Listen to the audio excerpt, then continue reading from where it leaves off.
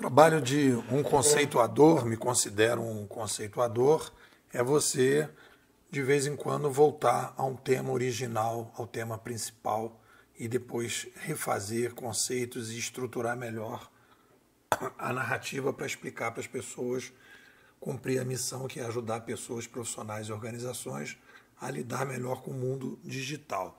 Então, esse artigo de hoje, afinal, qual é a grande novidade da revolução midiática civilizacional digital? Eu faço uma revisita a um trabalho geral sobre esse fenômeno, né? Então, a primeira coisa que a gente destaca, né, que uma revolução midiática civilizacional digital, esse é o nome preciso, é um fenômeno social recorrente. As pessoas andam muito perdidas em relação a isso, porque as pessoas falam, isso aqui é uma sociedade da informação, isso aqui é uma sociedade do conhecimento, isso aqui é a revolução industrial. As pessoas não entendem que o ser humano, na macrohistória, de vez em quando muda as mídias, né? Tendo como fator causante o aumento populacional progressivo. Quando a gente aumenta a população, a gente precisa fazer revoluções midiáticas civilizacionais. Esse fenômeno social macrohistórico, segundo o nosso autor preferido, Pierre Lévy, inaugura novas eras civilizacionais. Então, toda vez que a gente tem a introdução de uma nova mídia, a gente tem uma nova era civilizacional, que é, na verdade, uma melhoria do pensamento do McLuhan, que dizia que mudou a mídia, mudou a sociedade. Então, uma revolução midiática civilizacional é um fenômeno social recorrente, um macro-histórico, e se caracteriza pela chegada de ferramentas tecnomidiáticas, né? De maneira geral, fenômenos tecnológicos alteram o ambiente de sobrevivência dos sapiens. Qualquer que seja a ferramenta, né, ela altera, aí vai depender de que tipo de ferramenta está chegando, qual é a diapasão, e aí você tem ferramentas estruturantes, você tem ferramentas intermediárias, você tem ferramentas periféricas, né, que alteram a sociedade. Fenômenos tecnológicos, assim, alteram o ambiente de sobrevivência. Fenômenos tecnológicos alteram o ambiente de sobrevivência com consequências indiretas e invisíveis. A gente não, quando surge uma tecnologia, uma ferramenta, a gente não pode dizer que tipo de mudança vai acontecer, porque são consequências indiretas. Cada usuário vai fazer uso daquilo e aquilo vai provocar mudanças objetivas e subjetivas nas pessoas. Como diz o nosso querido McLuhan, quando você introduz uma nova ferramenta na sociedade, aquela ferramenta modifica o ser humano, né? Porque nós somos uma tecnoespécie. E aí, quando a gente vai falar de uma revolução midiática civilizacional, a gente tem que entender que as ferramentas tecnomidiáticas têm duas perninhas: canais e linguagem, canais midiáticos e linguagem midiática. Quando a gente fala, por exemplo, da introdução só de novos canais, como é o caso do rádio e da televisão, eu não chamo isso de uma revolução, eu chamo isso de uma evolução, porque a mudança, para você introduzir uma nova era civilizacional, uma mudança estrutural na sociedade, você precisa das duas perninhas, né? Essa duplicidade de uma revolução tecnomidiática faz com que a gente tenha, e aí é um conceito novo que eu estou trabalhando nesse artigo, nós temos dois processos. O processo de canalização, que é a introdução de novos canais, e um processo de linguagenização, um neologismo, né, para mostrar a chegada de uma nova linguagem. Quando a gente fala de canalização, nós estamos falando da passagem de canais analógicos para canais digitais, canais que estavam dentro de um ambiente analógico para canais digitais.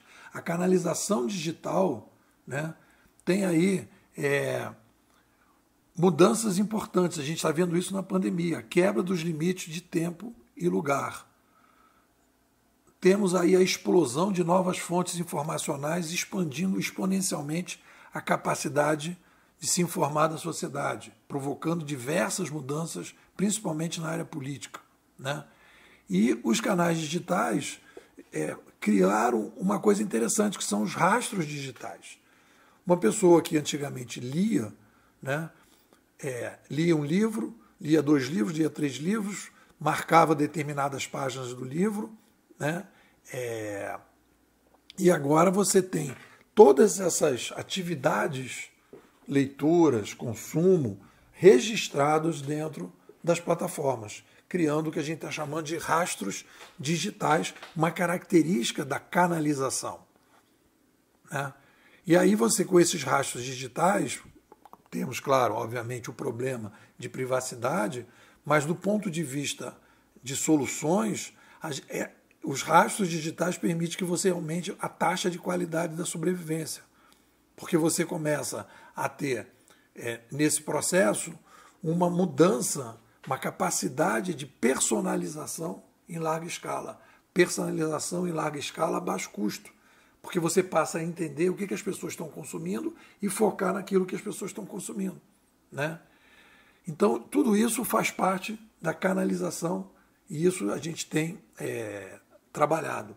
E a segunda coisa, que é a chegada da linguagenização. A linguagenização digital, que é o surgimento dos códigos dos ícones descentralizados. Esse é um conceito novo também, código dos ícones descentralizados. O que é isso, Nepô? Estrelinha do Uber. Com isso, com as estrelinhas do Uber, coisa que nós nunca tivemos, a gente começa a ter, né, um processo voluntário de avaliação do consumidor, né, dos fornecedores de serviços, produtos e conteúdo.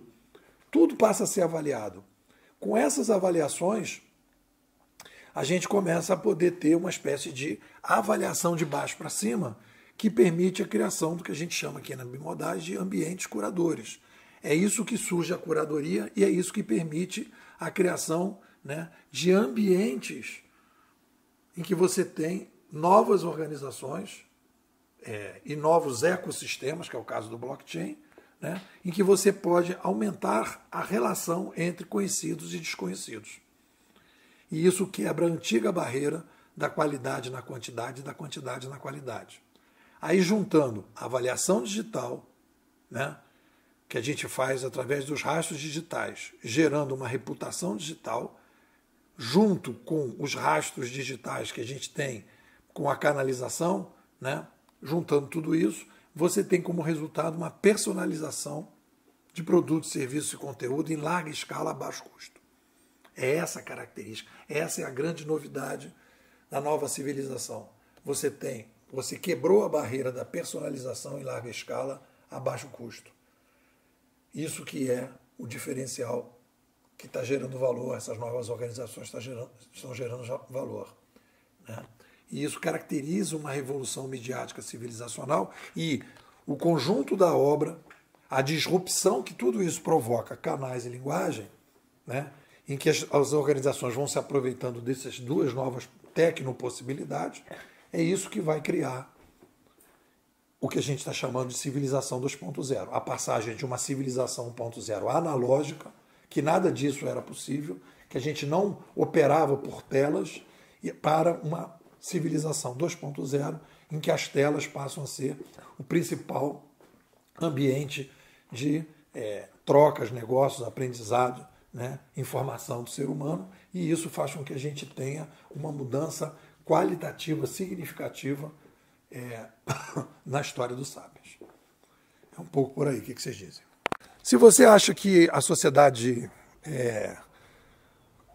contemporânea tem mudanças que você não está entendendo, se você acha que esses autores todos que estão escrevendo sobre essa mudança aí são muito superficiais, se você é uma pessoa inquieta, é uma pessoa que gosta de desafio, que gosta de risco, que gosta de pensar diferente, que gosta de ouvir uma lógica e não gosta de ser enganada, enrolada, não gosta de mimimi, eu acho que você precisa conhecer a Bimodais. A Bimodais é uma escola de futurismo competitivo. A gente trabalha aqui, né, com conceitos consistentes. A gente trabalha com os canadenses há mais de 70 anos, que a Escola de Toronto do Canadá está estudando revoluções de mídia. A gente pegou esse barquinho e vem melhorando a narrativa dos canadenses. Então a gente pode dizer que nós estamos há 70 anos, né, autor por autor, melhorando um determinado tipo de ponto de vista sobre as revoluções midiáticas. Você não conhece isso, e se você conhecer a Bimodais, você não vai mais querer sair, como tem gente aqui que vem né? A cada imersão renovando. Eu te convido, vem para Bimodais, né? Me manda um zap, 21 99608 6422. Vou repetir, 21 99608 6422. Nepô, quero ser bimodal. Este mês, por exemplo, nós vamos estar discutindo o livro Otimista Racional do Matt Ridley. Vamos estar conversando sobre a filosofia bimodal, fazendo uma espécie quase de um curso sobre a filosofia, mostrando um outro patamar de filosofia que nos ajuda a entender melhor o digital, né? Através de uma live semanal, uma live mensal, atividades internas da escola, um grupo ativo de conversa, e você então vai conseguir sair de Matrix, tomar a pílula vermelha e ver a sociedade hoje de uma forma completamente diferente. Vamos embora?